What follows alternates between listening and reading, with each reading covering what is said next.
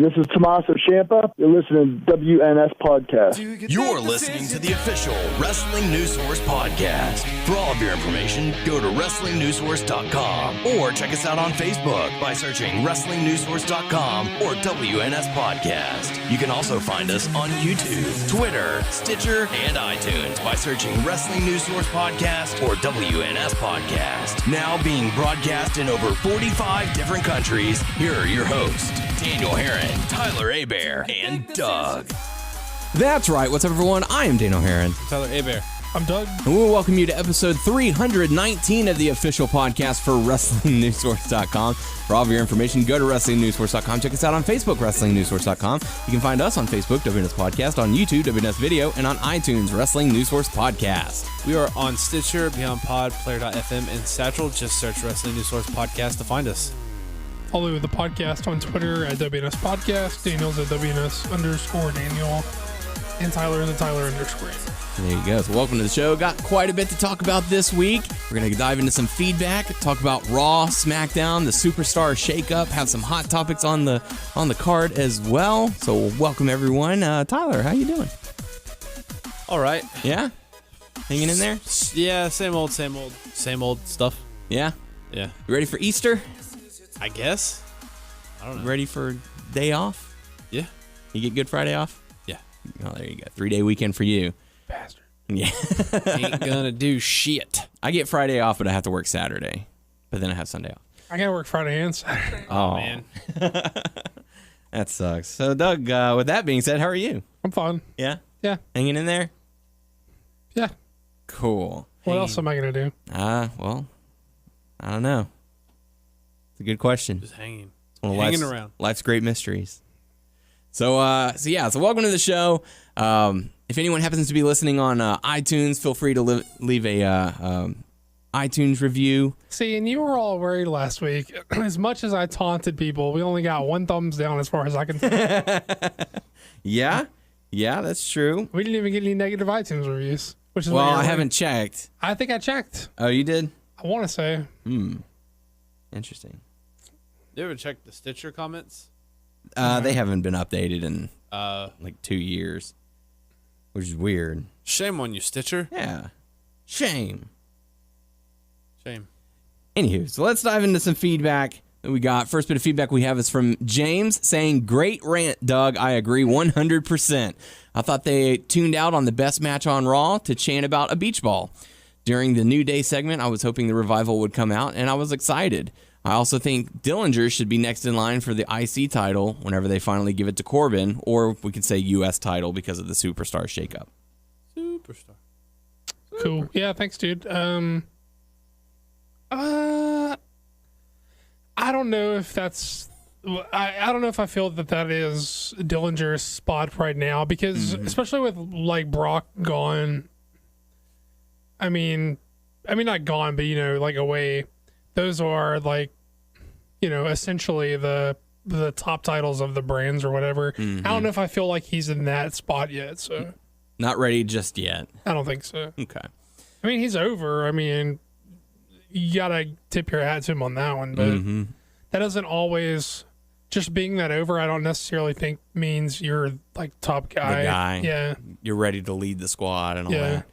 Okay. But yeah, thanks, James, for the feedback. We appreciate it. Last bit of feedback we have is from Clark saying the Superstar Shakeup feels rushed. The superstars who were sent to Raw were the ones that helped make SmackDown Live as the land of opportunity. I think Bray would be overlooked on Raw because he is the only active singles. Because the only active singles title is the Intercontinental Championship. I find it odd that they switched Sin Cara and Kalisto's brand. They should have paired them together on SmackDown or let them join 205 Live. For some reason, whatever brand Owens goes, Zayn will always be there, or also be there. Also, I'd like to know, what is your reaction on Elias Sampson showing up on Raw and the drifting away? I don't think I would say that the Superstar... What is this mix-up? Shakeup. I don't know that it felt like rushed. I'm not sure what else you'd want from it. It's not like they don't have a way to. They can't make it big. Well, they don't have a way to of them. stretch that out. Like, how do you even stretch that out? Like, show them contemplating picks or something. That makes for a lot of weird TV, I think. Yeah. I wouldn't say that it's rushed. And as far as the Kalisto stuff, like, why he should have been on Raw all along because they have the cruisers. Mm-hmm. So I don't know why. That feels weird to you. I mean, I guess. I think what he's saying is they should have paired Sin Cara and Kalisto together. Yeah, but they aren't really doing the tag thing so much, as far as I can tell. And Well, it's because they've been on separate brands. well, yeah, but Kalisto is best used in the cruiser, best used in the cruiserweight division. As far as I mean, he's had good matches with people outside of the division. I'm not saying he can't, but they don't seem to have any direction for him. So why not have, why not make him a focal point of like 205 or what in the cruiserweight division? Mm-hmm. And they tried to like wink at everyone and tell them Sin Cara's a cruiserweight, but there's no way that dude's under 205. I just looked it up. He is. Is he under 205? Mm-hmm. Do they really Where check did you though? look it up? They The work, internets. They work the weights all the time. Yeah. They work heights and weights all the time. According to the internet, he's 198. 5'7", 198. All right. Well, I mean, I don't know that I believe it or that I don't. I mean, They bill Sami Zayn as 212, Dolph Ziggler 218, Kalisto 170. Kalisto's quite a bit bulkier than like Sami Zayn. Zayn's taller, yes, but Kalisto's 5'6". yeah, I don't know. What about Apollo Crews? It's not super important to me. Let's see. Because he could join it if I don't know how much that dude weighs. Apollo Crews is about 240. 225. Oh, okay. Yeah, he's a like, a big swole guy. Dude, yeah. Yeah, I don't feel like it was rushed because I don't know what you do to. I don't know why you'd want it prolonged, and I don't know what you would do to prolong it in a way that would be satisfying, like viewing. Is there something else that we were supposed to comment on? Elias I mean, Sampson. we'll get into the Elias Sampson, if you want to go ahead and talk about that. You were right. Hmm. Him coming to the roster, we're like, no, he's gonna be repackaged, and like, nope. No, he would not. I didn't say that. I didn't have an opinion on it. I think that was me and Richard. Yeah, Elias Sampson going to be drifting around on Raw, and so that's a thing now. He's I don't know. Before we get too far into the Raw and SmackDown coverage, I do want to talk about the commentary shakeup that they did. It was announced that Byron Saxton would be leaving Raw and moving over to SmackDown with Tom Phillips. yeah. Well, no, I was trying to think of who's coming back over to Raw. Otunga. Yeah, that's it. Thank you. For whatever reason, I blanked on his name. David I thought you Otunga's meant- moving to Raw. I was thinking you were saying like who's the Smack. He's going over, with Tom Phillips and JBL. Right. They're gonna bash on Otunga. You think? I think at first bash on Otunga? Graves. I think at first Graves is going to be like, Otunga, I'm so glad that you're here. You're so much better than Corey Graves. And then Otunga will probably say something. What? You're better than Byron Saxton.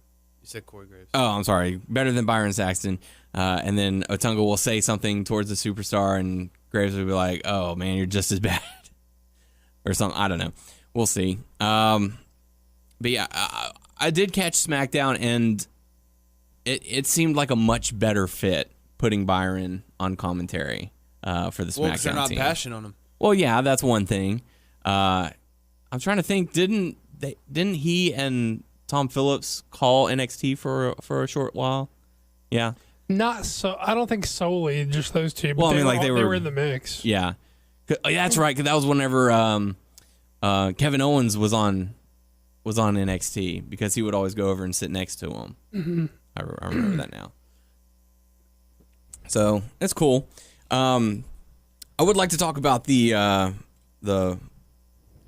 Mauro or JBL fiasco that's going on. Was there some more things that has developed? Well, I don't think he's coming back. yeah, it's pretty much Mauro's gone. He's not coming back to WWE. Wow. He's been very open with his bipolar disorder, and He was. Oh, it's bipolar. I thought it was like depression. Well, That's these sort of things sort of go hand in hand. I think. Oh, okay.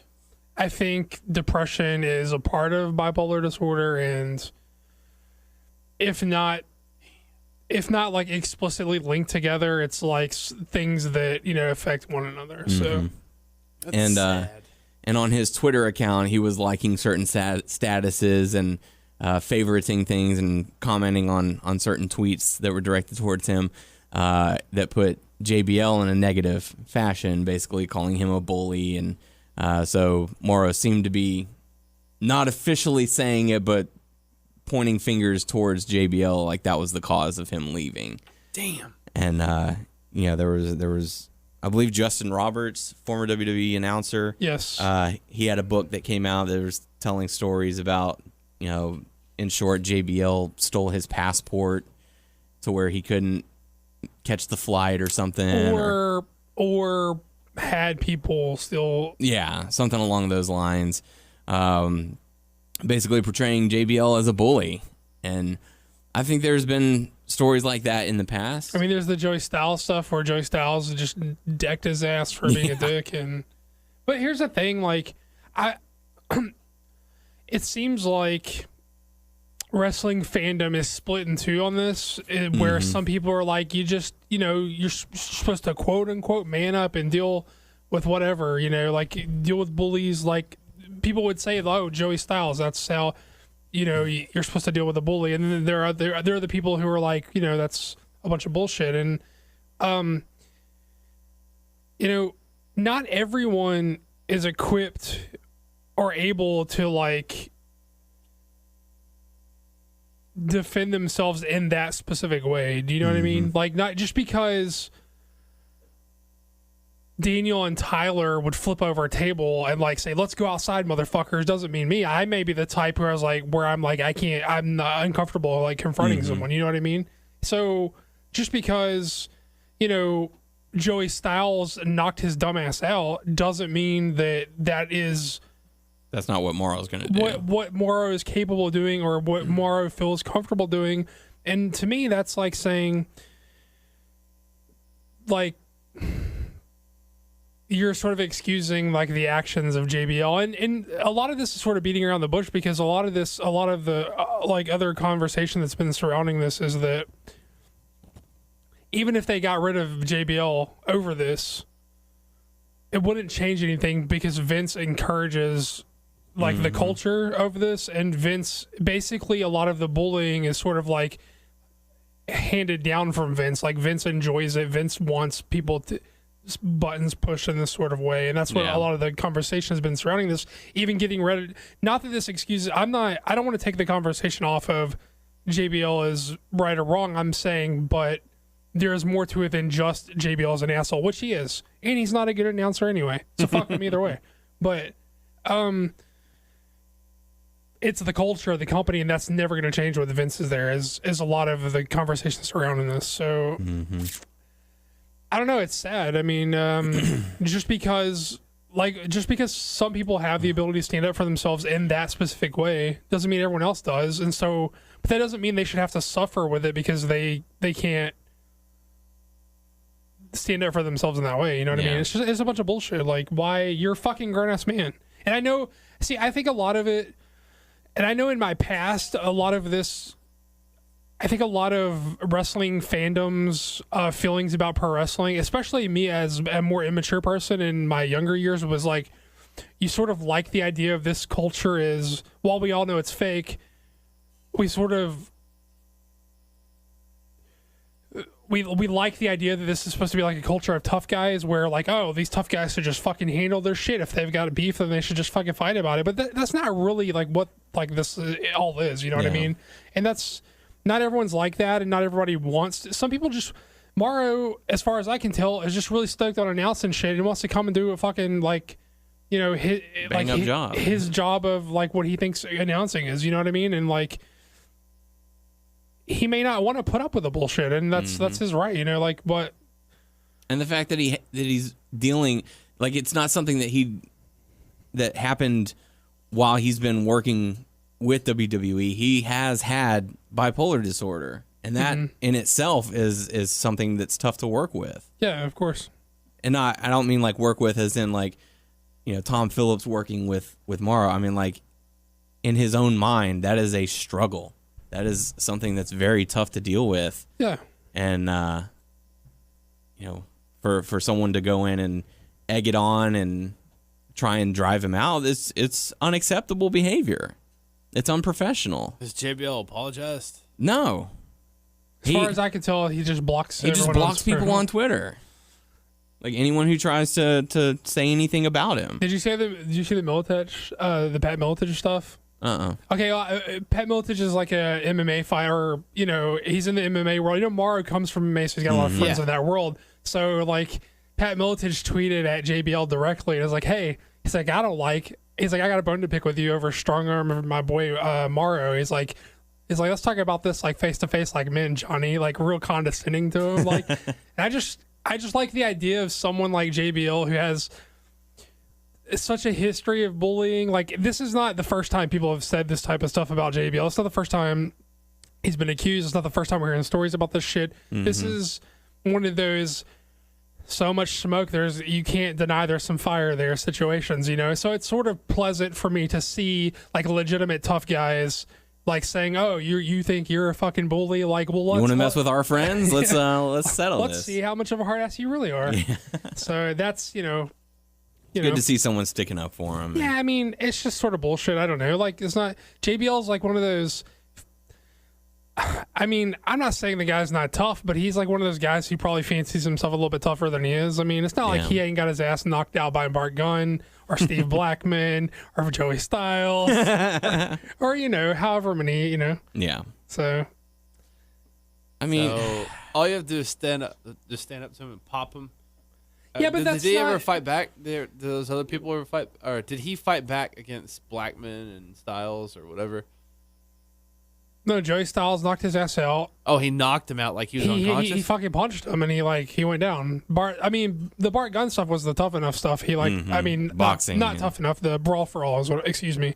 Like, when he just beat him, like, legitimately. And supposedly they had, I guess it in Hardcore Holly's book they were talking about where Hardcore Holly, Shamrock, and Blackman were riding together and JBL was fucking with Blackman one time and Blackman's like, one more time, dude. One more fucking time. And then supposedly he threw some kicks at him, and JBL's like, all right, I'm like, supposedly like he threw some kicks, JBL went down, they broke it up, and then like in catering he like apologized to. He's like, I shouldn't have fucked with you. I'm sorry.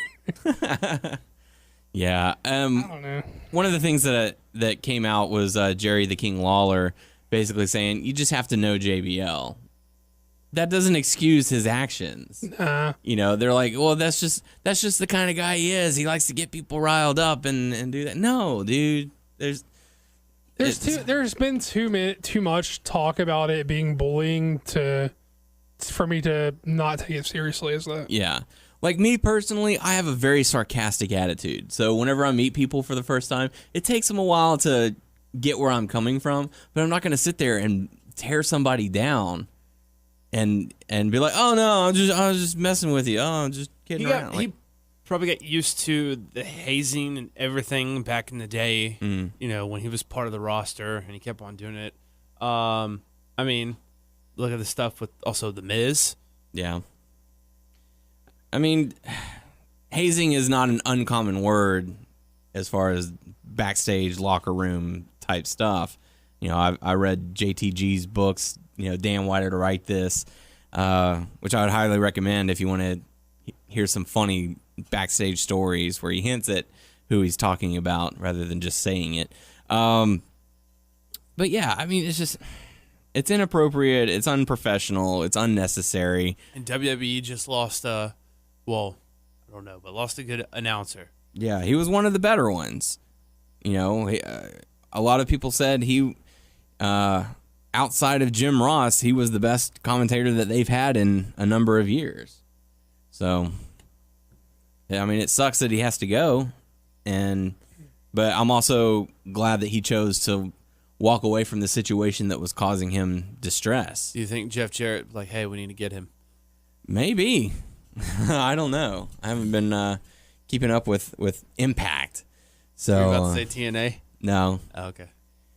But, you know, it sucks that it happened, and like Doug said, nothing really is going to come from it as far as JBL goes, because he's not showing any kind of remorse. He's just blocking people on Twitter so he doesn't have to read the comments. And as long as Vince is there encouraging it, then nothing's ever going to get done about it. So it sucks. What happened to you, John?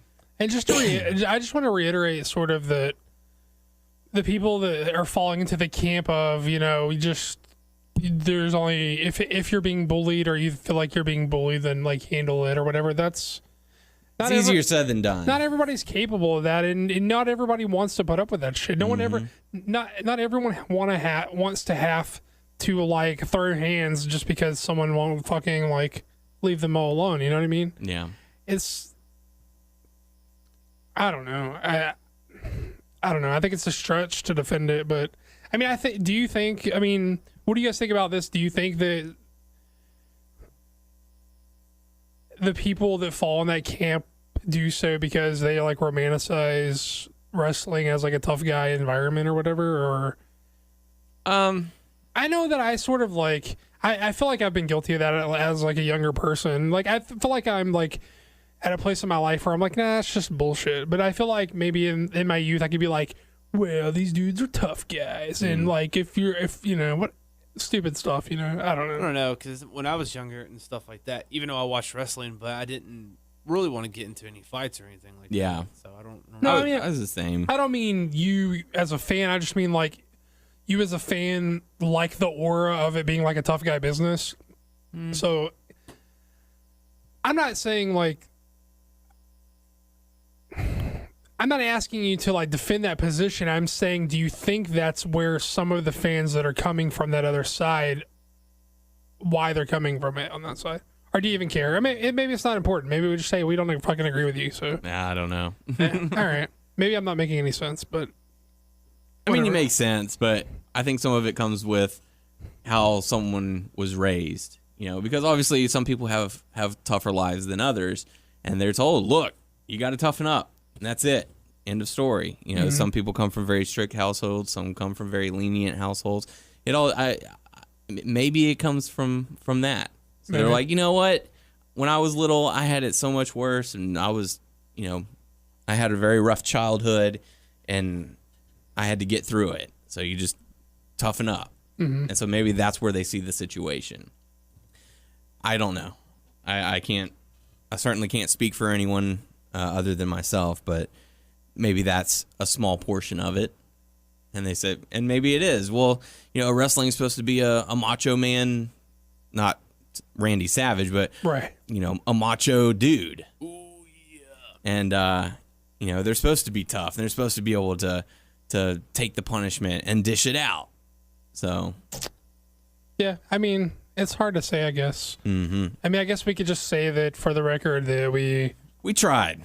Well, I'm just saying for the record that we think it's sort of bullshit that he's bullying people. Absolutely. Yeah. Especially in this day and age, especially whenever you have an anti-bullying campaign called Be a Star, where you go to all the schools in the area and look how great we are. Let's all chant Be a Star. Yeah. And then you come out and find out one of your... Encourage the exact opposite in your employees. Yes. It's kind of stupid. Yeah. And it kind of makes me want to hear more of that CM Punk pipe bomb where he says, you want to hear about this whole Vince McMahon anti-bullying campaign? And then the mic gets cut off. And yeah, let's hear it. I want to hear all of that. Anywho, let's get into Raw and SmackDown because it's the Superstar Shakeup. It's time to shake things up again. There wasn't really any clear indication of what was going to be happening. No, or how something was going to be announced. They didn't say before how. Yeah, the show just kind of started with Miz and Maurice coming out dressed as John Cena and I Nikki thought it was, Bella. when the music hit, I was like, oh, I thought they were gone. I was like, I guess they're going to Raw. The crowd bit into it as well. It's really nice that they've done it to a certain degree that the crowd will buy it up until about the time they get to the ring. So that's just enough time. they're both, the thing that sells it for me every time is the posture. Yeah. Like the posture, like the way he does his chest out, butt out, like arms, like 90-degree angle Cena thing. Yeah. And even like Maurice has got the Nikki thing too. It's their posture. The hip turns and all that. That's awesome. Bravo on both of them. Posture gets me every time. I'm like, oh, fuck. So they come out. So they are the newest additions to Monday Night Raw. Before Raw even got started, on their Facebook page, they announced that Apollo Crews had been brought over, and the first thought that popped into my head was, wow, once again, before Raw even gets started, they're bringing him on too soon. Like, this could have been a chance for them to repackage him, re-debut him on Raw. Yeah, we got him. Like, have him debut on Raw. But it's like, once again, they're bringing him in early, and he's not even on Raw. He's on a video prior to it. Yeah. Do you think that they switched so many people, though, that they I mean, that's what they did with SmackDown. There was people like, oh, they're going to be here soon or next week. Or Sure. So, But it was like, hey, it's like 5 o'clock on Monday, and everyone's getting ready for Monday Night Raw, and oh, look, here's the newest person. It's Apollo Crews. Welcome. Thanks. Yeah, All right. I mean, look, All right. I can see the argument that if they had time for Kurt Hawkins, they had time for anybody. I mean, Yeah. And that's not even a slight at Kurt Hawkins. It's just that his gimmick is like job guy who talks a little bit before he jobs. Mm-hmm. So, I mean, if they're wanting to take Apollo Crews seriously and move him over to Raw and give him a chance, that's not the way to do it. Sorry, it's not. But we'll see. But Miz and Maurice were interrupted by Dean Ambrose, another SmackDown guy, moving over to Raw. And a lot of fans noticed that Ambrose was sporting a little bit of jewelry. Did you guys happen to catch that? no. I did not, but I heard the after the fact people saying that they got married in secret. Yeah, that's the late breaking news. Dean Ambrose and Renee Young secretly, quietly tying the knot. So Renee Ambrose. yeah, That's yeah. cute. That's cute. Yeah. Good for them. They're a very cute couple. Congratulations on them, on those two. I have not seen Total Divas, but I heard she's really good on Total Divas. From what I've seen, yeah, she's pretty good. I've only seen like 2 or 3 episodes with her on it. Interesting. So yeah, apparently I didn't even know they were engaged, to be honest. But I didn't knew either. they had been dating, Yeah. but I did not know that they were engaged or to be wed. So congratulations to those two. They make a very fine couple. I did chuckle a little bit at Ambrose saying, I'm so glad that you guys are here, Cena and Nikki, and he kind of played off on it. And then Miz was like, dude, I'm not John Cena, and that's clearly not Nikki. Like, I'm Miz, and that's Maurice. And Ambrose said, oh, well, in that case, dirty deeds, walk out, which is fine. Any thoughts on the opening part? I mean, Not I really. chuckled. Any thoughts on Miz coming to Raw?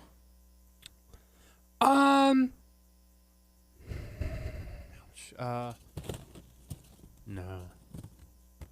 It's I don't know. I don't know how I feel about Raw so far. I feel like, and I missed SmackDown this week just because I worked late. I haven't seen it yet, but I tried to watch the little like before I got here. I tried to watch the little like video clips where they show the highlights of the show or whatever. And I'm not sure that I know everyone who switched to SmackDown, but from my gut feeling, my overall feelings of like the shakeup in general, I was like, I don't know how I feel about Raw, but SmackDown looks like lean and mean. Like, You want me to tell you who switched to SmackDown? I mean, sure. I mean, good. I mean, I know like New Day's there. I know that Zayn and Kevin Owens, Charlotte. They brought Tamina back. They have Sin Cara, Rusev and Lana. Rusev, and Lana. a lot of people I like on SmackDown. It feels like a leaner, meaner show. Like as far as like they have less people, but they Actually, have people they I'm ended interested in. In this shakeup, SmackDown got 13 people, Raw got 11. So, Wait, what? yeah, 11 people? I believe so. Here's something I will say as far as I think that's what the number was. Let's say I thought they got like 6 or 7 each. Well, let's see. You had Miz, Maurice, Dean Ambrose, Apollo Crews, Kalisto, Heath Slater, Rhino, Elias Sampson. Maurice and Lana are like package deals because they manage their. Mickey James, Alexa Bliss, too. Yeah, Mickey James and Alexa Bliss. I know we're jumping ahead here, but can we just talk about how over Alexa was when her fucking music hit and she came out? That was pretty impressive pop. People were into her. And I love the fact how she handled the crowd too. She was like, "Look, I don't need y'all's approval, so can y'all be quiet for a second? Thanks." Yeah, good for her. She's gonna be somebody. You know? And Kurt Hawkins, that's 11. Yeah, and then I guess if you can count it as a shakeup, because we knew the week before, but Revival is on Raw, right? And then SmackDown has Shinsuke and Ty Dillinger. So yeah, SmackDown got Owens, Zayn, Epico, Primo. Oh yeah, Epico and Primo. Charlotte, Tamina, Rusev, Lana, Sin Cara, New Day. If Roman had gone to SmackDown, I'd be like, that's a fucking. That show, that's a banger of a show, but I like that roster. I like that roster. The shakeup, I think, at first glance, I was like, I don't know, but something about the SmackDown roster also got Bray is Wyatt. feeling good for me. Say what? Raw also got Bray Wyatt. Oh yeah. Which I don't know how I feel about that. Let me say this about Apollo because I'll forget because we sort of already moved on from him. Why I think Raw is a good place for Apollo to be is because SmackDown's a shorter show. Mm-hmm. If you're on SmackDown, you have to have a direction already, or you're someone who's there to enhance everyone else. And that's why him and Kalisto sort of lost. They just sort of like rolled around. And Raw's a bigger show, so they have more chances to get them on the show. They have more time to find something for them to do. Like, you already have to be sort of on your way to doing something in SmackDown. Or you should be, because it's a shorter show. They have less time for seeing what works with some people. You know what I mean? So I think Raw might be good for Apollo. But I hope so. Like, I hope they give him a chance. Like the whole having Kurt Hawkins there and just to be KO'd by the Big Show. I don't know. Like, is that the best use for him? Is that the best use Kurt for Hawkins and Elias Sampson are going to be jobbers. I don't know. I feel like they're going to try and make something from Elias. I think that's a good. I mean, I like the idea of jobbers coming back, and it's a different spin on the jobber because he's a little bit more name valued of a jobber. But I like him just sort of being here to put people over. It's sort of where Jinder Mahal is as well. Oh yeah, Jinder's on SmackDown. Yeah. That's right. Oh, they got Rhino and Heath Slater on Raw. Mm-hmm. Yeah, I don't know. Yeah. I mean, it's Something about the overall feeling of SmackDown I like. Maybe I can't put my finger on it. Maybe I can't articulate it. But I like where SmackDown ended up with all this. yeah. I am a little bit reserved about the move of Bray Wyatt back over to Raw. I felt like he was finally starting to get some momentum going. They cut it out from under him by giving the title back over to Orton, and just, I don't know. It's just kind of a bummer. Like SmackDown, Orton went up against. Let me say something that some people aren't going to like, a lot of people aren't going to like, a lot of people aren't going to agree with. You guys may not even agree with me. I think the gimmick's dead. Like, that gimmick's going nowhere. Yeah.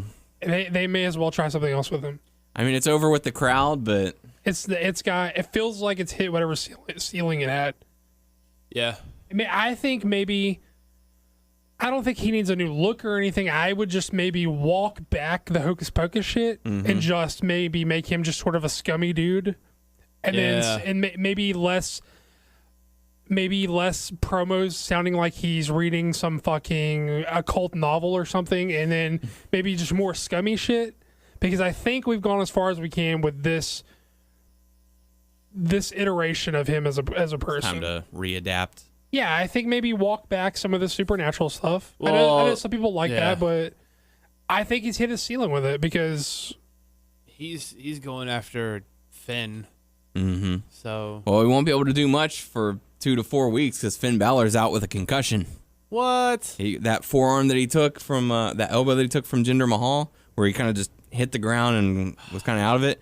That was a concussion. They showed I'm surprised they showed the replay so many times. They showed the replay twice. They probably didn't know at first. It looked stiff as hell, but that's because it was stiff as hell. Yes, but it looked stiff as hell because he just elbowed him in the fucking face. Yeah. He looked like all those whelps on his face afterwards. You're like, man, he looks blank. Yeah. What if they did? I know he kind of dropped most of it, but it was like Bray Wyatt versus broken Matt Hardy, but he's not broken anymore. He just says, "Whose compound do they go to?" Yeah.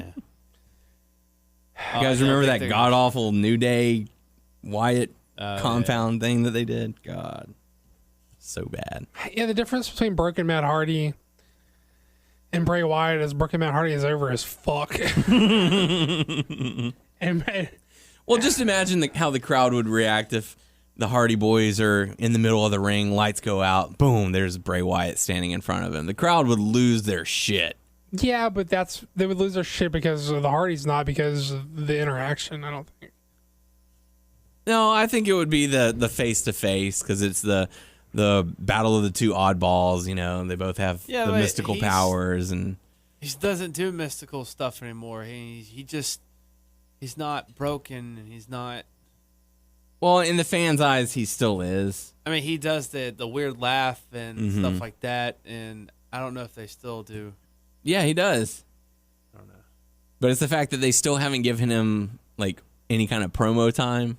So I think they're really still unsure what they can get away with. Yeah, I think they're kind of still. There is a team of lawyers somewhere figuring out exactly what they can and can't do. What loopholes they can use, and I hope they can figure that shit out before the crowd turns. They can't get McDivitt in there to steamroll fucking Impact's lawyers. Fuck. How much dirt is that?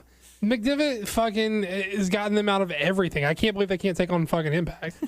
Impact probably couldn't even fucking afford to go to trial with them. I don't know why they wouldn't just try and steamroll like them. Vince, look, it's just cheaper if we just buy Impact so that you own the rights. All right, damn it. The price has to be coming down by the day, so maybe. Yeah. So we talked about some of the Superstar Shakeup. A couple of the matches, the Revival going up against New Day. Revival gets the win for a second week in a row. They did that move, and did like Xavier like scorpioned or something? Yeah, it looked pretty sick. Like he like flipped over and looked like he did a scorpion. Mm-hmm. I was like, oh. One of the things that they mentioned, the New Day came out and cut a short promo. Kofi Kingston is out of action for a number of weeks. He suffered an ankle injury from the attack from the Revival last week after the match concluded. So he had to have a surgery and is expected to be out for a number of weeks. So that kind of sucks. But yeah, I like the Greg the Hammer Valentine tribute too with the We Broke Kofi's. Yes, that was We Broke Kofi's leg that was shirt. a nice touch. And then even the T-shirt with the ice cream bike with the 2007, 2017. Was that supposed to be something like the Wahoo's leg shirt? Is that another thing they were? Because the We Broke Kofi's leg is the I broke his Hammer, neck. I broke Wahoo's leg shirt thing. But what is the RIP ice cream thing? Is that supposed to be another thing too? I don't think so. It might just be okay. We killed your ice cream dreams or whatever. There was a backstage segment with Neville talking to TJ Perkins. And sort of getting into the ear of TJP, saying, you know what, I don't take anyone serious around here, but I think if you were to take yourself a little more seriously, you could do great things. Something along those lines. Austin Aries coming up and saying, you don't really believe this guy, do you? And Perkins kind of giving him the stink eye.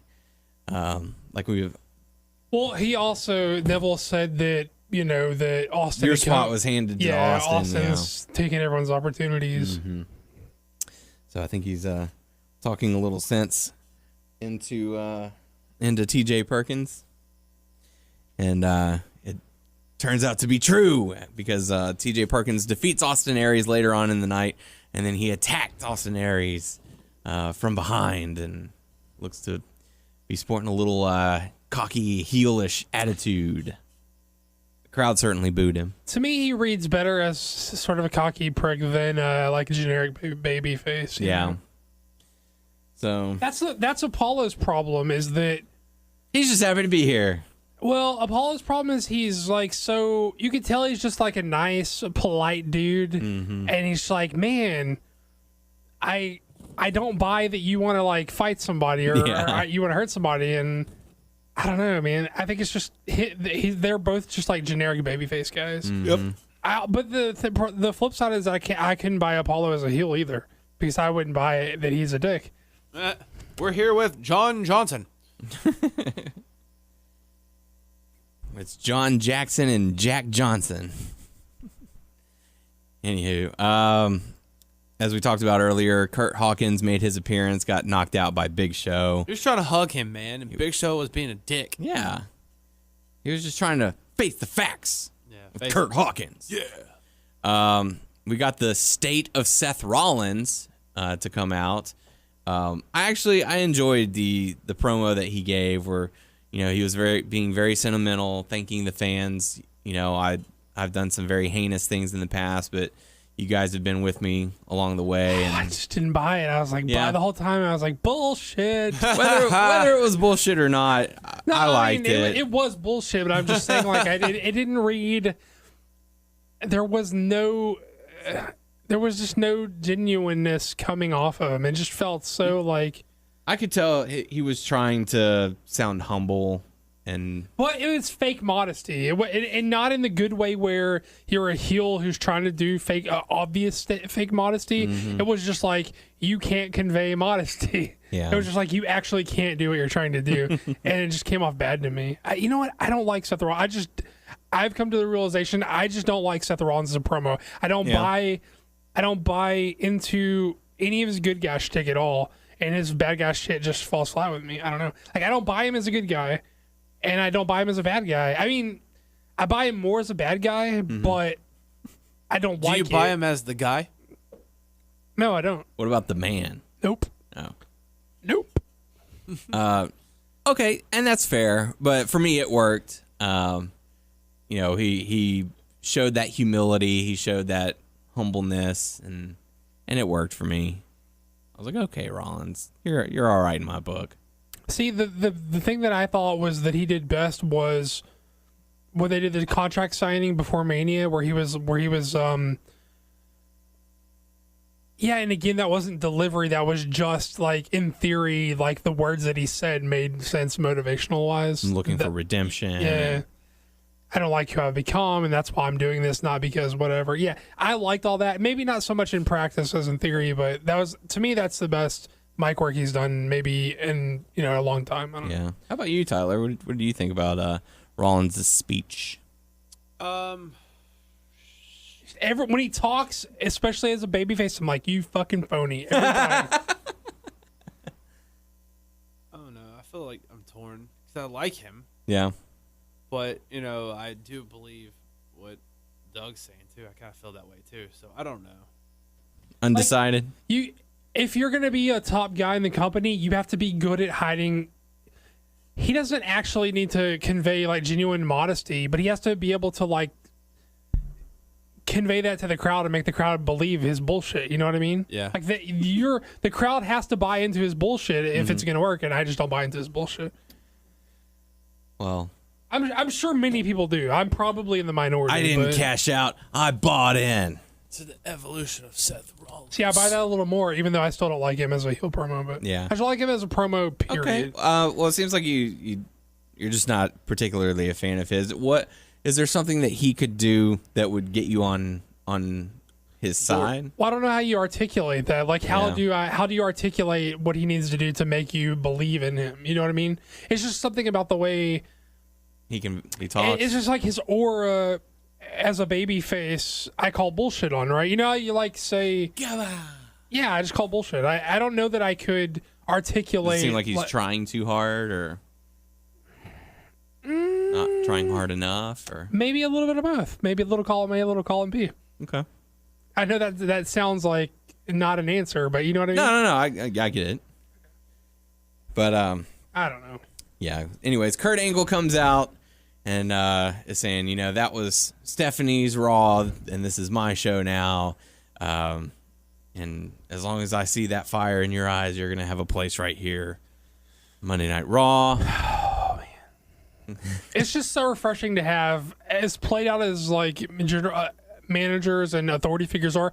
It's just such a pleasant like change of pace to have a baby face authority figure for once. And I'm sure this is gonna get fucked up in just a matter of months. They could have gone with Teddy Long. He's a good guy. Yeah. Plus, he's got all the Well, you say that you say a face general manager role. What's your thoughts so far on the whole Daniel Bryan and Shane McMahon side of things? I feel like they're so much less visible on the show than Stephanie is on Raw that I don't even think it's not a forced presence. I don't think about them. Whenever you say authority figure, I forget that they're even on SmackDown. Yeah. And that's the thing. They're not a forced presence. With Stephanie, it's, let's go out there and talk for 15 minutes at the start of the show every single week. Right. Let's have 3 backstage segments every single week. Let's make sure we get involved in the main event as well. Some weeks they're only on the show like for 30 seconds backstage or something, which is fine. Then they go to Talking Smack, and it works just perfectly. Yeah. I just forget that they're even there, which is good because they shouldn't be the focus of the show. Yeah. And sometimes they don't even have to be there, and they can just say, we just heard from General Manager Daniel Bryan. So, good on SmackDown for that. But they're a shorter show. They can't. Yeah. They just don't have the time to spare. They can't get bogged down in all that bullshit. Yeah. But Kurt Angle came out, and then Samoa Joe came out. And Samoa Joe and Seth Rollins brawled. And I don't know about you guys, but it looked awkward as hell watching Kurt Angle trying to separate them. Just because, like, he's so built, being Kurt Angle, that being in that suit looks like he has no neck. So he's just trying to, like, separate them, and it just looks awkward because the suit is rising up, and it's just weird. Here's my take. He does have the no neck thing, but that's because he has the Cena no neck, but like in a suit thing. Yeah.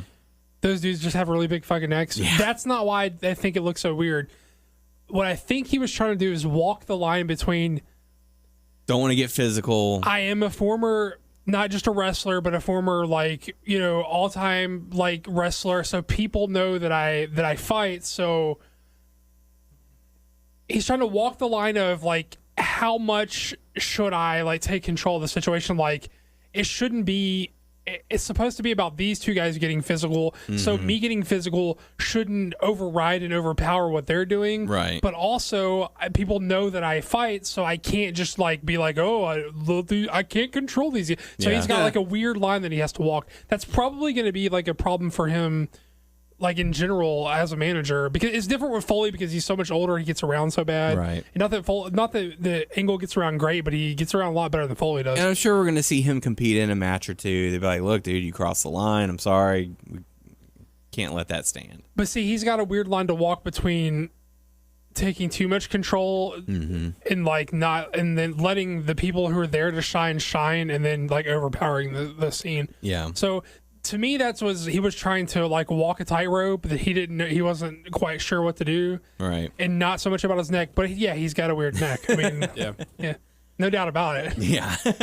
It just looks super awkward with him just like putting his hands out. He's like, hey, whoa, hang on, guys, whoa. We got to see Charlotte go up against Nia Jax. Nia Jax ended up getting the victory because we would later find out Charlotte moved over to SmackDown. Speaking of concussions, when Charlotte hit the bucket to the out, Nia looked dead behind the eyes.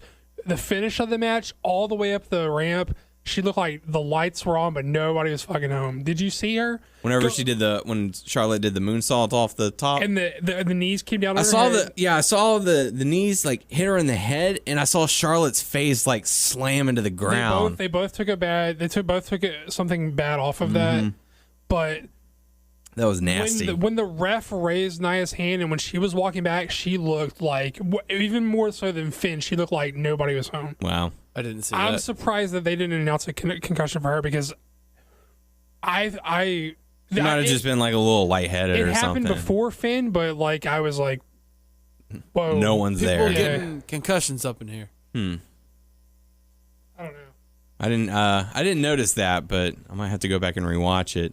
But yeah, Charlotte, we found out moving over to SmackDown, so she went out on her back, which is fine.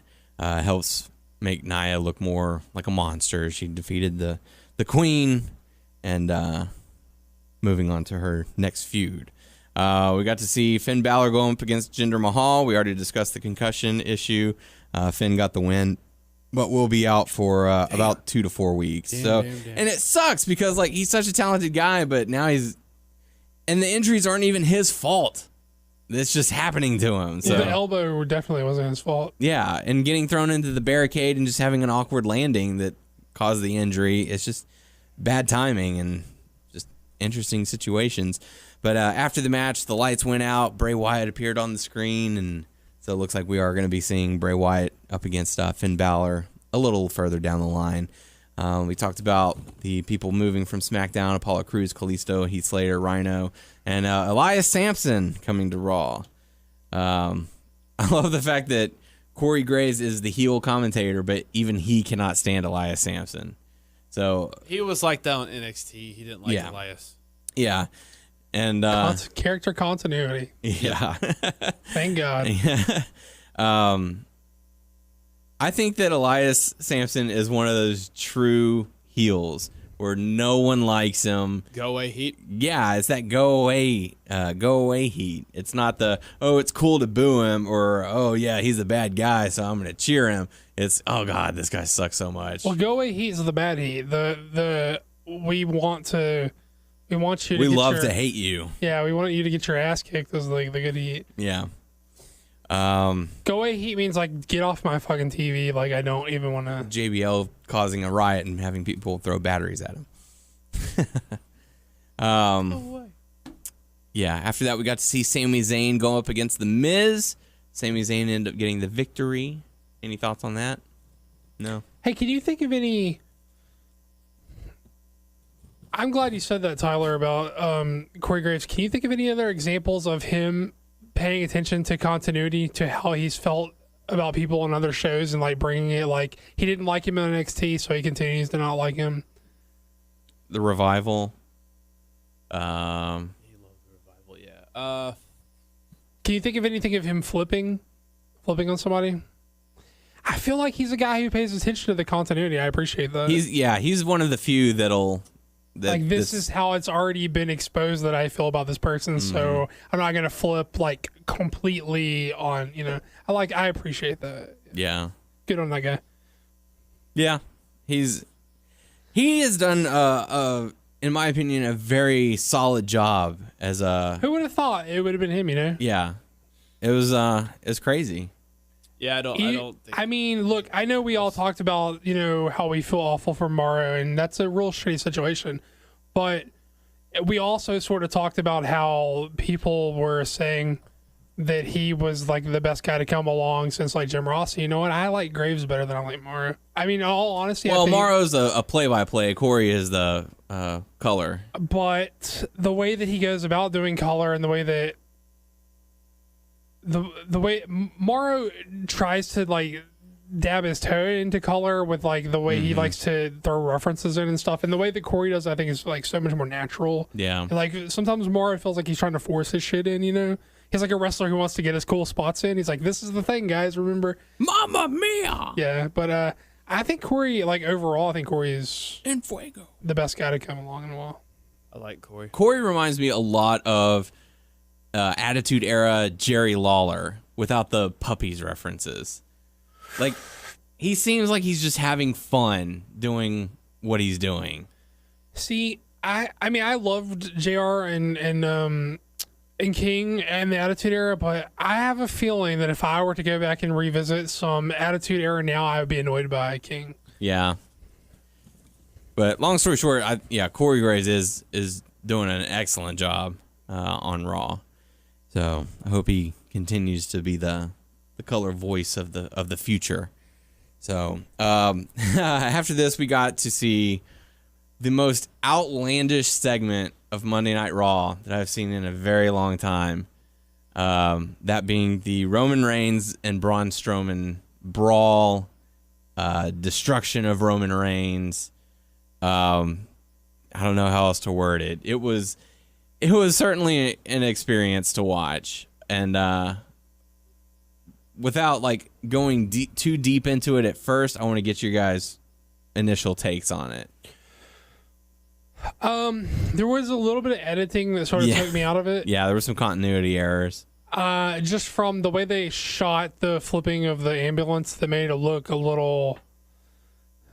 I mean, look, it was obviously fake, but I'm saying the way they could have edited it in a way, because obviously it's a pre-tape. Yes. But they could have edited it in a way that would made it take you less out of it when they were switching angles. Do you know what I mean? And that, I think, hurt it a little bit. I like the idea of Braun needs something because we beat him in the Rumble and he's our project. I like the idea of him doing this to Reigns, because Reigns is, whether people want to. We talked about the heel turn. They didn't do it. He's still he's aloof. He doesn't care that you boo him, but he hasn't turned heel. Right. And so he's still the baby face. So it's fine for him to have to fight back from something like this. And while some of the things about what they did took me out of it, I like that they went big and hard for Strowman. You know what I mean? Like, I like the like we got to get he was in a nothing match, so he lost a Mania. We need something big for him to come back to. And they went all in on it. And even though it sort of fell a little bit flat with me, I appreciated that they went hard for him. You know what I mean? So the only thing I saw was whenever they took him out on a stretcher and that little that looked a lot better than the flip thing where he's just like. I didn't get to see that. So when they took him on the stretcher and you see the little they switched it. The blurry spot like really quick, because that's when they took him off the stretcher, because they didn't flip him. I don't think they flipped him really on the stretcher. Well, you missed it. That's not the point. That's not where the switch occurred. The switch occurs whenever they change camera angles as Braun runs in to attack. And I noticed, because you guys know how I am about my camera angles. Yeah. I noticed the camera angle switch. I noticed the continuity. If you go back and watch it, the male and female paramedics in the red shirts, they switch places whenever they make that switch. As soon as the attack occurs, Braun immediately jumps in front of the camera so you can't see that it's Roman. As he pushes him, he throws him off the stage. The way that it's flipped, Roman's head should have been facing the opposite direction, and the way that the stretcher landed was repositioned whenever they went to air quote check on him. So that was another one of the continuity errors. Another one was whenever Braun attacked Roman inside the ambulance, he got out of the ambulance, the doors were left open. He went to the side, slammed the door, and went to close it, or went to lift it. Then they showed the side angle of him starting to lift it, and the ambulance doors were shut. See, camera angles and editing is usually your pet peeve and not mine, but it's like... Oh, it's not a pet peeve. I just happen to notice the differences. Well, I'm saying, like, that's more of your... Like, I'm usually like, I think you're making too much of this. You're like, that's just... It bugs me, but I think there was like such a concentration of them in this one segment that they usually don't get it like this many times. You know what I mean? I'm just like, how many times do you think they shot that it was edited together that many times? Probably once or twice. It couldn't have been much, because anybody who goes in and watches it could have easily pointed out, no, that was wrong. You need to go back and reshoot that part. Because, and I even noticed whenever the ambulance flipped completely on its side, if you look on the ground where the tires were, there are two brackets there that made sure that the vehicle didn't skid as it was being pulled, as he was lifting up. When they pan back from the the behind angle, it looks real weird on the when he's flipping it. Yeah, and even whenever he was lifting it, there was a part where he completely readjusts his position, like his grip, as the vehicle is still moving up. So there's a couple, it's just one of the things, you go back and watch it and you'll notice it, but it was so enjoyable. I like that they went so big for him though. Yeah. And it was just, it was incredibly over the top. And I'm showing the guys the video right now. If you notice, the paramedics are tending to Roman Reigns. The female paramedic is at his feet, and then you can see that the other one is at the head, and then they immediately switch positions. He's now at the feet, I'm assuming, although they never really show it, and he immediately pushes him off the stage. And if that's the case, then his hang on. So in theory, his head should be here. So that whenever he flips him, he's okay there. And his head should be facing to the right of the camera. I'm good with all the flip stuff. I'm good with until he got to where he was turning over the truck. That's where they sort of lost me. But I did laugh quite a bit at the "I'm not finished with him yet," and the crowd going berserk about that, and it was so over the top. It was so enjoyable to see. He gets out of the ambulance, doors are wide open, and those are the ones where you have to shut them in order for them to stay locked. But man, it was great. I loved it. And you can even see some shadow movement down on the bottom left, right there. They're getting out and running off that way. So it's worth checking out a couple of times, and you'll see the brackets there on the bottom of the tire whenever they flip it over. But if you watch his hands, so is this the yeah, there it goes. See, and there's the bracket to keep it from falling over. So it was what had him where like he could lift the vehicle? What helped him? I'm sure they had a pull system on the other side, and because those brackets were there at the bottom, it was keeping the vehicle from sliding. Man. So it was just. Are you doubting my man Strowman? Not one bit. Flip an ambulance over? Not Tyler one bit. Bear? Yes. Man, I wish I was a little kid watching this. I'm like, holy shit, that's awesome! And then you would be grounded for saying holy shit. You know what? My dad needs to watch that. Yeah. My dad wants Oh, to watch yes. Braun. Show your dad that. Yes. Please. And film it if you can. Oh. He would love that. I want to see his reactions. Man, that's awesome. Oh, yes. But anyways, I absolutely loved it. I was cracking up laughing. Even the crowd reacting to it, chanting like the most ridiculous things. They were chanting, "You deserved it." At the end. Hey, it's still great stuff. Such a dick move. But it's so funny. Hey, that was still great stuff. I like that though. Yeah. So, man, it was so enjoyable. I liked it. And Roman's gonna come back and have to get his revenge and all that. He's gonna lift up a vehicle. Hey, is this correct? Did I hear this wrong or misunderstand? We're like another 6 weeks before we get to a SmackDown pay-per-view, something like that. Oh my God.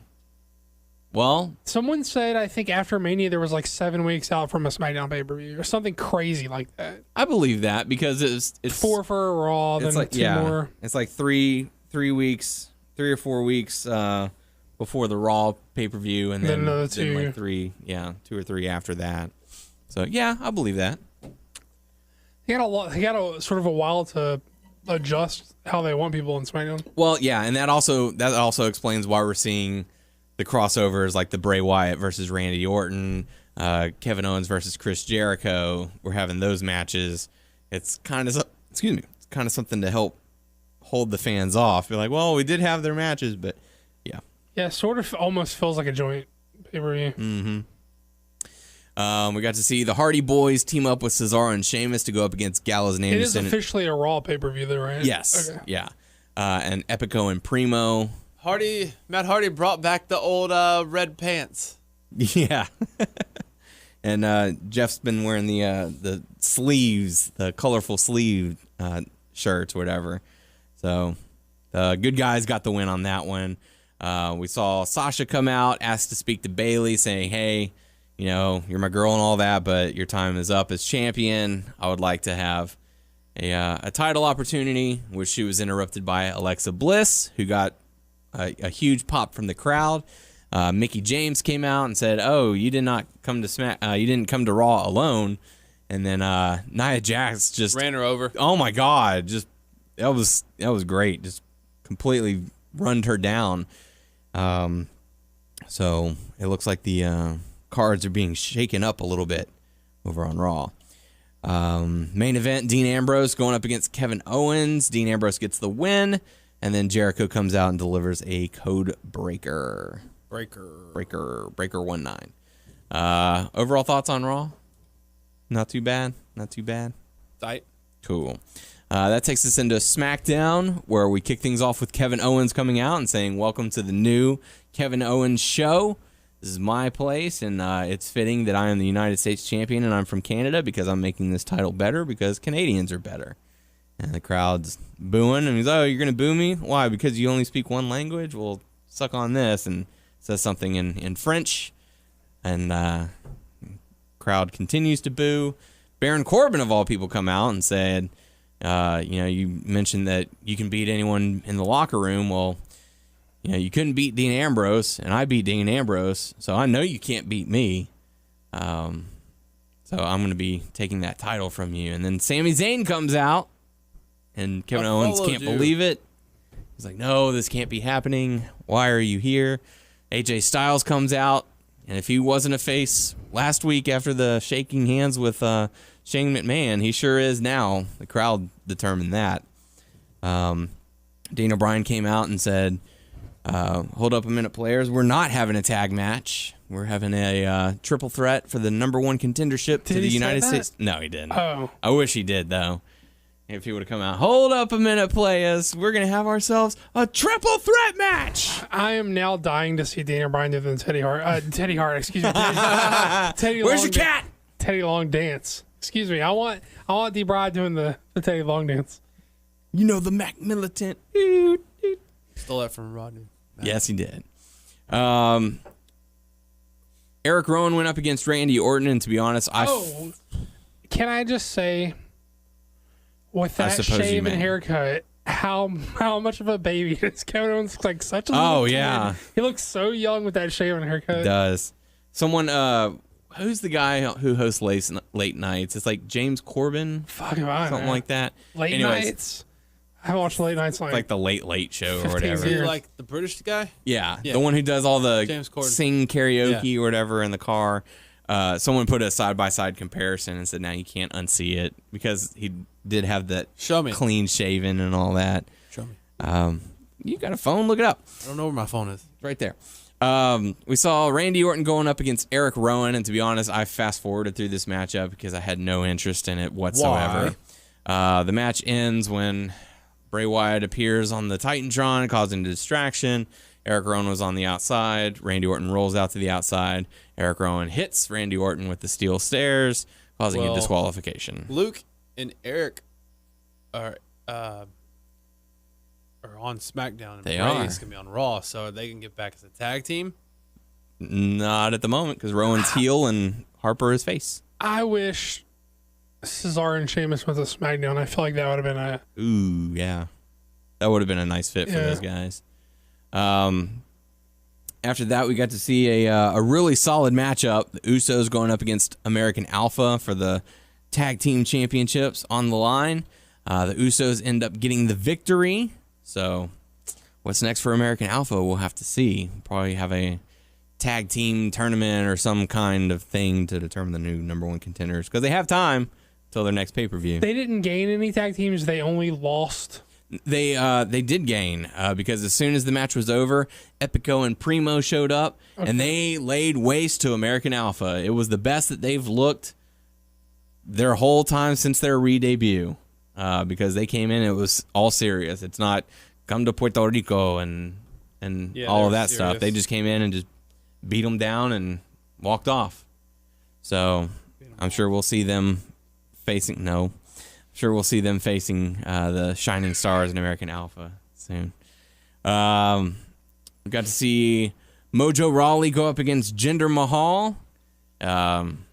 Sort of a football guy with him. Yeah. Yes, he was. Was he really? He was. He was in the stands. Wow. And, I was looking for that lady. And yeah. Oh, they already had their security guys in front of Gronk. and they did the spot where Jinder got close to him and, oh, you want to do something? And then Gronk reaches down and pulls out water and throws the water in Jinder's face. So does this football guy not have anything better to do than follow Mojo around every city? Well, they're buddies, and it's off season. They were in I think they were in Boston. They were. Oh yeah. They were close by. Do you expect this to continue? Yes. Actually, yeah, I can see it happening. Mojo won. He ran and jumped over the barrier, and a Gronk guy and his friends caught him. Yeah. But then after that, yeah, they were doing weird stuff, and like he backed up, and then Gronk like chopped Mojo. Yeah. I don't know why, and then like he just topped over the barricade and left. That's their thing. Yeah, like oh yeah, chop me. Okay. So yeah, there was that. Shane McMahon came out and asked to have the entire women's roster come out. Yeah, all four of them. Becky Lynch, Naomi, Natalya, and Carmella. This was with James Ellsworth. Oh, it was hilarious, right. dude. No, it was fucking hilarious because okay, all four of them out. And then like James Ellsworth was saying stuff that I guess Carmella should be the #1 contender or the champion or whatever, blah blah blah. And Naomi was like, Carmella, you need to put your side chick side chick in check before she gets before she gets chick checked or whatever, chin checked. Yeah, it was hilarious. So Shane says, I'd like, it's part of the Superstar Shakeup. I'd like to announce that we're bringing on someone who is a second generation superstar, the daughter of a Hall of Famer. What else did he say? Something along the lines. He was egging on the crowd, and he goes, I give to you Tamina. And yeah, so Tamina comes out, and the crowd's kind of like, I felt bad on that one, and I also felt bad because after that, he was about to leave, and he came back. He's like, okay. Oh, you thought I was done? Yeah, but he goes, this is the real acquisition. Yeah. I was like, what the fuck? He was like, this is the biggest acquisition that SmackDown could possibly get. Like, as soon as Tamina walked out. Oh, man, why'd you just cut? Like, he completely that just shit all over Tamina because of it. Wow. It was awful. Yeah, and the crowd was chanting, like, we want Sasha as he's, like, walking out. And then he goes, oh, I can hear in your voices you were expecting someone else? Okay, well, with that, we also would like to announce the biggest acquisition to SmackDown, Charlotte Flair. And like, he said Charlotte Flair? Oh, I think he just said Charlotte. And she was a peacock. And it wasn't Tamina Snuka, it was just Tamina. So, anywho. Peacock. So yeah, so Tamina and Charlotte joined the SmackDown women's roster. Talking about other people, when they said Rusev, then later on, they didn't say nothing about Lana, but they had a package about Lana, but she was like dancing on a chair or something. Yeah. So I don't know what they're going to do with Lana. Well, I think she's going to be competing because I had heard or I had read that she got sent down to the Performance Center and was, learning what to do and working with some of the NXT group as well. So it looks like we'll be seeing her in ring competition soon. So yeah, Rusev, Lana, Sin Cara, and the New Day all coming to SmackDown. So, all three New Day? All three of them. That's right. After that, we got to see Aiden English. Going back to the whole scene. Spotlight, please, as I would like to sing to you all. I wasn't for sure if this was going to be Dillinger or Shinsuke that was going to come out. Yeah. Aiden made mention that he was by himself and that the spotlight should be on him, in which case the spotlight did turn on. And that is because Simon Gotch of the Vaudevillains was released by the WWE last week. He asked for his release. Yeah, asked for it and was granted. So, yeah, I mean, it kind of sucks, but not bigger, but better things. Well, I don't know if you guys have been checking social media. For a boy, John David Guerra, Nightmare Pro Wrestling, doing a little bit of artwork for Simon Gotch. So congratulations, John. That's awesome. I think my theory on it is that Xavier Woods liked the artwork that he did for the Bootios, and he showed a couple of the boys, and Simon's like, hey, I dig your work. Well, I think John's always doing commission work. Well, he's always doing something, and it finds their way back to them. So yeah. So congratulations, John. That's absolutely awesome. And for any of our listeners who might be new, John does a comic called Nightmare Pro Wrestling. If you go to nightmareprowrestling.com, you can check it out. You can purchase your own prints. Tell him we sent you. It's really cool. He's done a number of artwork for us in the past few years. He's an amazing artist, amazing guy, and he listens to the show every once in a while. So if he happens to be listening now, what's up, John?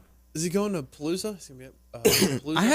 I haven't asked him. We'll have to see if he's going to Comic Palooza this year. Part of me wants to go to Comic Palooza. Part of me is okay missing it. I just haven't seen a whole lot of like big announcements where I'm like, oh, I gotta go to that. There's some people that I would like to meet, like Stephen Ogg from Grand Theft Auto. Yeah. Trevor. Will Friedle from Eric from Boy Meets World is going to be there. I sent that to Daryl. Yeah. He's freaking out. I got to go see him. I was like, okay. I'd like to meet Tom Kenny. That'd be pretty cool. That's the voice of SpongeBob. Oh, okay. Yeah. All three of them. The people with Squidward. Yeah, they're all going to be there. Patrick and SpongeBob. Squidward, yeah. Just because that guy has done so many voices on so many other things other than SpongeBob. The dude who was Patrick was the assistant and coach. Yes. Anywho, going back over to SmackDown, Aiden English's opponent was Ty Dillinger. The crowd was completely in favor of Ty. Ty got the quick victory with the 10-10-10. Didn't realize until maybe it was a few weeks ago or maybe a month ago. I don't know that he's been developmental for years. Mm-hmm. He's been there for quite some time. He was under a different name before NXT or something like that. Wow, that's crazy. It was FCW or something like that. Yeah, something else. Who would have thought? Just saying the number 10 a lot would get you on the main roster. Sometimes that's all it takes. Dude, little things. I know Daniel Bryan was he's an amazing wrestler, but the Yes. Yeah. A lot of people were freaking out about Yes. What's the 10-10-10? Oh, well, you know how the crowd, every time the wrestlers go on the outside and the ref counts 1. I thought you said, okay, the way you said it made me think. Oh, a new finishing maneuver or something? He had a new move called the 10. I was like, I think he calls it the tiebreaker. Yeah, he is the tiebreaker and got the win. 10-10-10. But after the match, they were like, oh, he got the count of 30. The crowd was chanting 10-10-10. So that's 10-10-220. Yeah, I remember that. Yep. And 10-10-3-2-1. Mm-hmm. 1-800-CALITT. Just dial down the center. God, the old days of using payphones to reach out to your friends. Yep. I used to go into payphones and making prank calls and stuff. We Otta Baby Eats a Boy. What is this? Oh yeah, it's my buffet ticket. Anyways, after that we got to see Dolph Ziggler come out and say, I know everyone's worried about the Superstar Shakeup, but everyone's wondering where's Dolph Ziggler going, and I'm staying right here. Yeah, I'm gonna be. Unfortunately, he's not going anywhere. He's like, I'm gonna be better than the shiny new toys that you have. And I was like, okay, Ty Dillinger came out. This must be Shinsuke. That's when I messaged you. I already seen this. Gotcha. Shinsuke coming out. But man, it was kind of a weird thing. I don't know if y'all watched it. I did. I saw the video clip. I know Shinsuke doesn't talk too much, but it was Dolph was talking, and then they looked to the crowd. The crowd was chanting. They did that a lot. Well, that's what it was for. It just felt weird for me, man. Yeah.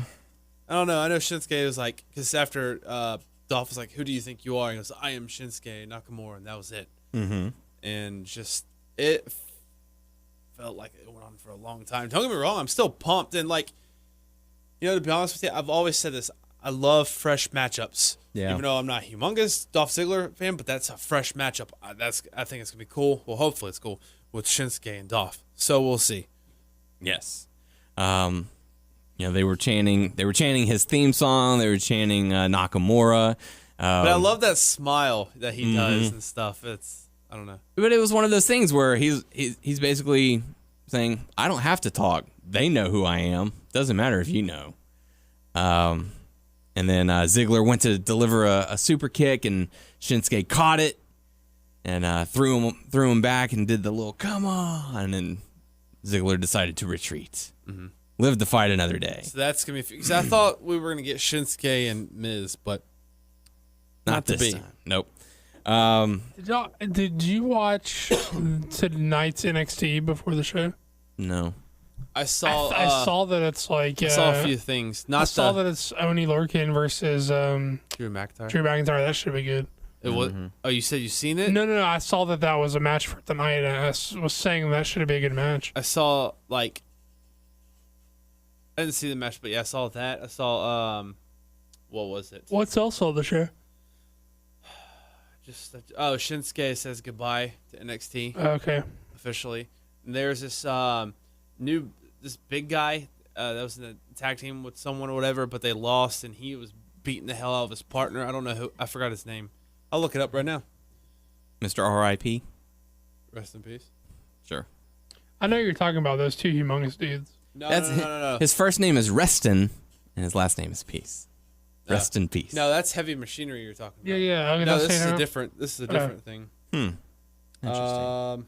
Let me. While you look that up, we'll wrap up SmackDown because the main event was a number one contender triple threat match for the United States title. AJ Styles versus Baron Corbin versus Sami Zayn, and these guys tore the house down. It was a very entertaining matchup. Everyone's well aware of what AJ Styles is capable of doing. Everyone knows what Sami Zayn is capable of doing. Baron Corbin certainly held his own, being the big man in the match. It was really good, really enjoyable. So what were your impressions as to where they're going with the title, feud for the title with Owens? Are they going AJ Owens, or are they going... Well, AJ ended up winning, and yeah, I think they're gonna. I think Owens is gonna win the match. Jericho will take his time off to go tour with Fozzy, and we'll see AJ Styles versus Kevin Owens for the United States title. Dylan Miley. So, I don't know who his other tag partner is, but like I clicked on it earlier, and the guy he was beating up was a smaller guy, and they were saying Broken Rollins because he kind of looks like Seth Rollins, and I don't know, he has like a streak the streak of hair. So who knows? I don't know, but apparently there's another video where he's apologized to his partner later after he beat in that match he beat the shit out of him. So. Sorry, bro. But he's the new brute. So that pretty much does it for Yes. SmackDown. As far as hot topics go, we kind of covered everything. NXT is having a new theme song entitled Rage, and that's being done by CFO Money. Oh, is that the same people who does We Are Wild and Young? And thank God it's not. CFO Money is the I group. like that song. Yeah. I like that. It's just got so burnt out for me. CFO Money is the group that hate you guys. I don't know the lyrics after that, but we'll play it after. Yeah, hey, maybe we can go out, on the show. Like that'll be like an outro. Sure, Yeah. Okay, we'll do it. I'll do that for you. Yeah. So we'll just edit it right in. CFO Money is the group that has made all of the theme songs for Shinsuke Nakamura, Sami Zayn, Kevin Owens, Samoa Joe. Like The first. it's the sure. So they've been doing the music for that. So that's the group that's going to be doing it. Yes. So there you go. They're going to be doing what now? The new. They NXT did the new theme song for NXT. Haven't heard. Have you heard it? I heard a bit of it. Sounds okay. Sounds pretty good. So that's what NXT is gonna be called. NXT Rage. No, the Oh, that's what's called though. like whenever NXT starts and they had that the roar of the crowd on their feet, they're doing away with that song. They have a new song and it's entitled Rage. The song is called Rage. It's called NXT Rage. Rage No. Raleigh Rage. Yes. So I don't know. You guys have anything else hot topic related or outside the? What if it's just Alex Riley's theme song? It is not. Trying to think if there was. It'd be pretty cool if it was, though, wouldn't it? When I'll does see if I can- that new theme take place? I don't know. Am I Triple H? No. You brought it to the discussion. Is it ludicrous of us to expect the little details? Luda. Let's see. If it was ludicrous, that'd be actually really awesome.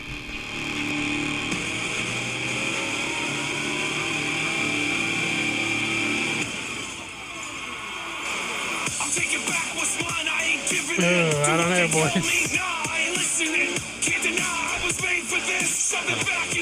They would have done better going with the Riley's thing. I found a different one. This song sucks. Yeah. Here's a different one. I think that was another older one. Can't help but feeling like a beast in the cage. Somebody let me out. I'm about to feast on the raid. Yeah, sure, why not? Okay. Let's get to this right now. Gotta hate you.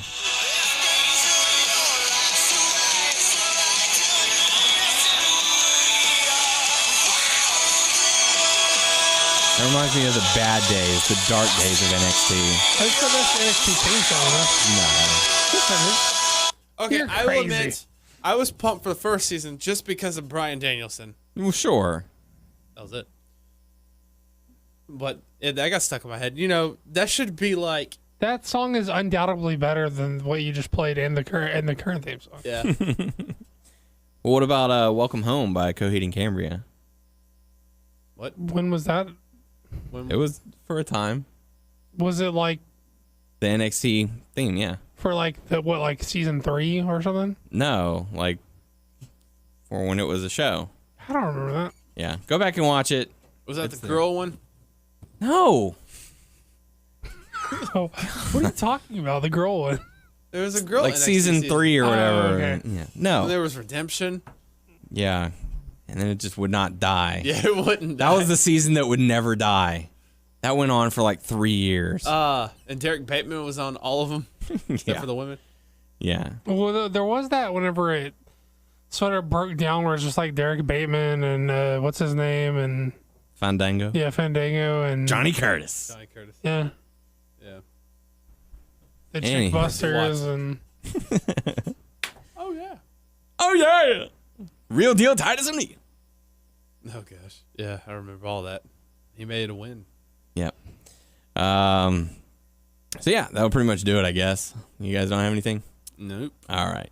Well, that's going to do it for us this week. If you have any questions for us, submit it on our YouTube channel, WNS Video, or our Facebook page, WNS Podcast. Check us out on WrestlingNewsSource.com, WrestlingNewsSource.com on Facebook, and subscribe to our show on iTunes if you haven't already, and feel free to give us a review by searching Wrestling News Source If you're Podcast. wild and young, you can follow us on Stitcher, Beyond Pod, Player.fm, and Satchel. Just search Wrestling News Source Podcast to find us. if you've just begun, you can follow the podcast on Twitter at WNS Podcast. You can follow Daniel at WNS_Daniel and Tyler's at Tyler_Ever.